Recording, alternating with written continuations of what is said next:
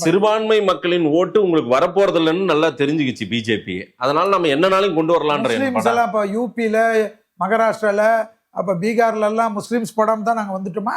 அங்க பெருசா வரலையே. சிறுபான்மை வாக்குகள் உங்களுக்கு பெரிய அளவுக்கு சோபிக்கல இல்ல. போய் ஸ்டாட்டிஸ்டிக்ஸ் எடுத்து பாருங்க. டேட்டா எடுத்தாச்சு சார். எடுத்து உங்க பாருங்க. ஊர் சார் வச்சுக்கினே நம்ம ஊர்ல இருக்கிற வேலூர் எடுத்து இப்ராஹிம் மாதிரி release ஊருக்கு ஒரு வேலூர் இப்ராஹிம் வச்சுனுக்குது பிஜேபியில. ஆமா தானே?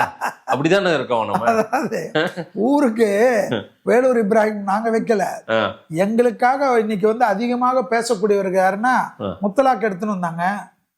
முத்தலாக்க குதி குதின்னு குச்சிங்க, இன்னொன்னா குச்சிங்க. முத்தலாக்க ஏன் அதை பத்தி பேச மாட்டேன்றீங்க இப்போ?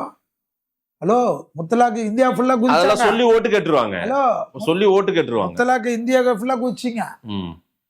முத்தலாக்குனால எத்தனை முஸ்லிம் பெண்களுக்கு வந்து பாதுகாப்புன்னு நீங்க முஸ்லிம் பெண்கள் கிட்ட கேட்டு பாருங்க. ம்.